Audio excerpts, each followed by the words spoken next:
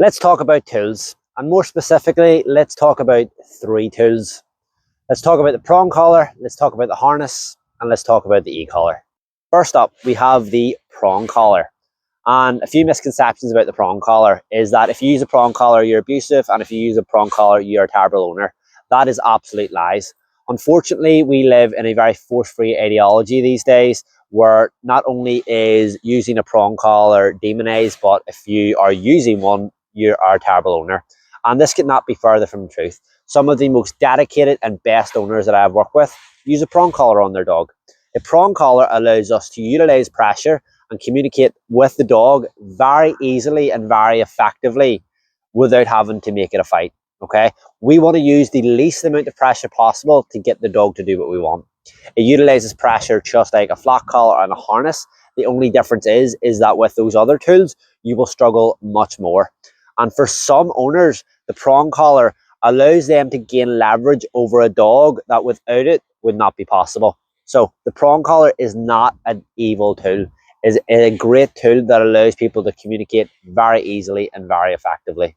Next up, we have the harness. I'm sure this will ruffle a few feathers, but just like the prong collar, the harness has its place. It is not a terrible tool when we're using it for the right things. Now, unfortunately, again, we live in this force-free, crazy time where that if you use a harness on your dog, you're somehow motherfucking Teresa, okay? You are the best thing that has ever happened to dogs, and your dog is just treated the best and lives the best life.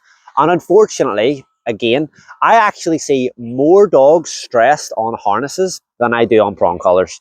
I see more dogs dragging their owners about than I do on prong collars. I see a lot more problematic dogs on harnesses than I do on prong collars, okay? And it doesn't mean that the harness is a bad tool. And before you say that, oh, harnesses don't teach pulling, I know that they don't teach pulling. Opposition reflex and negative reinforcement teaches pulling. But the one thing that the harness is very good at is giving the dog leverage, which then enables them to pull much easier. Okay, the harness can be a great tool. I use harnesses for very specific things. For example, if I want my dog to pull into something, I put them on a harness. It's super simple. Okay, if you use a harness, it does not make you a better person. Use the equipment that works for your dog. You don't need to demonize somebody else for using something else. Lastly, the most controversial or least controversial bit of equipment, the e-collar. The e-collar is an amazing piece of equipment that allows dogs to run off leash freely and safely. Unfortunately, we live in a society where we act like dogs are not prey animals. We act like they want nothing to do than to please us at all times. And unfortunately, that is just not true. Dogs choose what is reinforcing to them in the moment. And unfortunately, that is not always involving us. Sometimes they want to do stuff that is dangerous or self-serving in the moment. The e-collar allows us to communicate with the dog in moments where they would rather not. And that is paramount to safety. Using an e-collar does not make you abusive. It makes you responsible. And it also means that you care enough about your dog to make sure that they come back to you.